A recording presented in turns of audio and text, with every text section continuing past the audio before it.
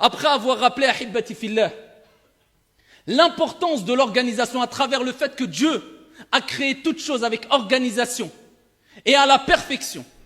Et après avoir rappelé l'importance de la discipline à travers les actes d'adoration, quand le prophète nous dit de prier, il nous dit de prier d'une certaine manière, de respecter les inclinaisons, les prosternations, pour nous pousser à la discipline. Après nous avoir rappelé l'importance de l'organisation et la discipline, eh bien il est important de faire un constat alarmant, malheureusement, qui me pousse à dire qu'il y a vraiment urgence quant à la réforme de notre comportement et de nos moralités. À titre d'exemple, quand nous voyons que des gens font la file dans un restaurant ou la file dans une administration et que tout le monde est discipliné, il y a une bonne organisation, eh bien on a tendance à dire que c'est ça l'islam, normalement. Mais est-ce que c'est vraiment la réalité des choses dans certains pays, je ne généralise pas, mais certains pays musulmans, ou chez certains d'entre nous, musulmans?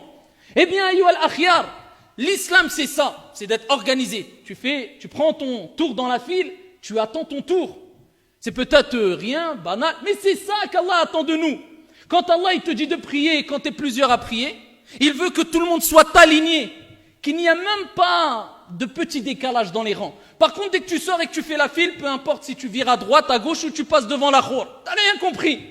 La prière, elle a été instituée, entre autres, pour t'apprendre à respecter la file d'attente. Si tu as compris ça, tu as tout compris. Tu as compris ici tous les principes ou parmi les principes essentiels de la prière. Tu as été discipliné. Est-ce que c'est vraiment le cas? Sachant que c'est une relation avec l'islam, le prophète alayhi afdalus salatu wa askat taslim, il a interdit de prendre la place de son frère ou d'une personne. Une personne se lève, tu n'as pas le droit d'aller t'asseoir à sa place. Et s'il vient réclamer sa place, le prophète nous dit, tu dois lui redonner sa place. Pourtant, il ne l'a pas acheté, mais c'était lui qui était là en premier. Pareil, dans la file d'attente, est-ce qu'on applique l'islam ou est-ce qu'on est limité à, bon, je viens, je prie, je sors et c'est bon. Comme je pose mon qamis à la mosquée ou je le laisse à la mosquée, c'est pareil, je laisse ma religion à la mosquée. Ça, c'est din. Quand on est sur la voie publique et qu'on ne respecte pas la voie publique et qu'on se dit, oh, c'est bon, je suis pas chez moi, c'est pas grave, on jette tout et n'importe quoi, des papiers, je ne sais quoi, on se dit, c'est pas grave. Ben, tu n'as pas compris que l'islam t'appelle à la propreté. Avant de faire la prière, tu fais le wudu. La purification, c'est pas pour qu'après tu sortes et après tu ne reflètes plus la propreté, mais plutôt la saleté, al-wasar. Alors que cela est en conformité avec les textes rapportés par l'imam Muslim. Le prophète alayhi afdalus salati wa askat taslim, il était au paradis, il a vu au paradis un homme qui se promenait librement, il profitait du paradis. Et le prophète alayhi salatu wa salam, rapporté par Muslim, il dit, simplement parce qu'il a coupé un arbre qui dérangeait an-nas, il n'a pas dit les musulmans, an-nas, les gens sur le chemin. Huwa fil jannah, le prophète l'a vu au paradis. Il se promenait au paradis. Pourquoi? Il a vu un arbre qui dérangeait sur la route, il l'a coupé et il l'a enlevé. Maintenant, peut-être certains d'entre nous, c'est eux qui mettent l'arbre sur la route. Et ensuite, on dit, l'islam, il est mal vu. Mais est-ce que tu as reflété qu'est-ce que c'était que l'islam? Ou tu as pensé que l'islam, c'est simplement as-salah?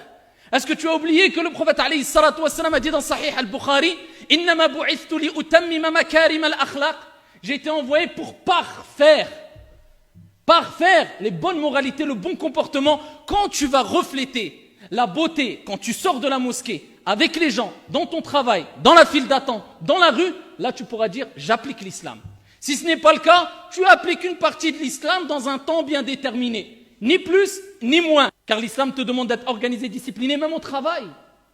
Rapporté par l'imam al-Tabarani, bisanadin sahih, le prophète alayhi afdalus salati wa askat taslim a dit, inna Allah yuhibbu idha amila ahadukum amalan an yutqinah. Allah aime, Allah il aime. Pas celui qui fait beaucoup de salawat, pas celui qui a une grande barbe, pas celui qui a un qamis, simplement, je rajoute simplement. Mais Allah aime, il parle de quoi là? Il aime celui qui, quand il accomplit une action, un travail, peu importe, t'es mécanicien, t'es médecin, t'es chaudronnier, peu importe.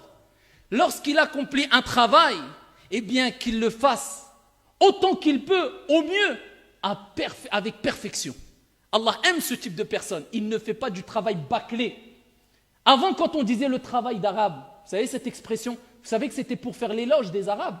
Quand un travail était bien fait à l'époque, on disait, ah, ça c'est du travail d'arabe. C'était le travail bien fait.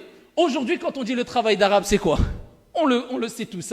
C'est un peu le travail, il a démonté, il a remonté quelque chose, il reste 4 vis, il les jette, il dit, shaita hadi. Ils ont fait des études pendant 30 ans pour les vis, la vis va là, il dit, non, elle est en plus, on la jette. Aujourd'hui, c'est ça. Alors qu'à l'époque, travail d'arabe, c'était zama, masha'Allah, c'est du travail d'arabe. Aujourd'hui, les rendez-vous, on a même hérité de ce terme. Rendez-vous d'arabe, malheureusement, certains le disent. Rendez-vous à 17h, tu es obligé. C'est mécanique chez nous. On doit se voir à 17h. Allez, on va dire rendez-vous à 16h30. Parce qu'on sait qu'il y a au moins une demi-heure de... 17h, c'est 17h normalement. Pourquoi on a ce problème-là? Pourtant, l'islam nous éduque quant à la ponctualité. À titre d'exemple, le Jumu'ah. Il y a une heure pour le Jumu'ah. Quand l'imam il commence le khutbah, le prophète alayhi salatu wassalam, qu'est-ce qu'il dit? Al-Malaïka, ils sont devant la porte. Hadithun sahih. Et ils notent dans des feuillets le nom de chacun. Fulan ibn Fulan, il est rentré. Fulan ibn Fulan. Dès que l'imam il commence la khutbah, il plie les feuillets, il s'installe et ils écoutent la khutbah. Pourquoi le prophète alayhi salatu wassalam nous dit ça? Pour nous dire, bien sûr ton Jumu'ah, insha'Allah ta'ala, il est accepté, mais la récompense elle est diminuée. Et pour nous montrer la gravité d'être négligent quant à la ponctualité. Parce que tu perds ce bienfait-là. Le fait que les anges inscrivent ton nom dans des feuillets. Tu viens 30 secondes. Après que l'imam il a commencé le khutbah, ça y est, ils n'ont pas inscrit ton nom dans les feuillets. Et cela, ça doit nous pousser à être ponctuels.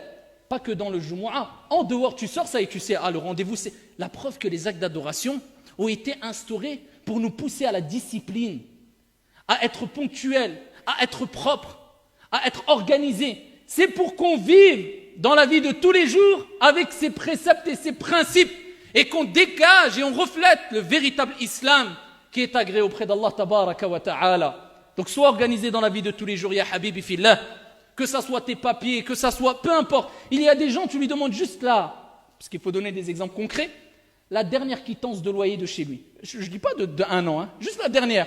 On est à quel mois là? Tu lui dis juste décembre. Il dit, oh je ne sais plus où aller, je l'ai jeté. Alors que peut-être tu verras certains de nos parents, si ce n'est la plupart, si ce n'est la totalité, et les parents peuvent l'attester, va voir les parents qui à l'époque, surtout à l'époque, peut-être ils ne savaient même pas bien parler français, pas bien écrire, pas bien lire. Là, tu lui demandes maintenant la quittance de loyer de 1960, il va te la sortir.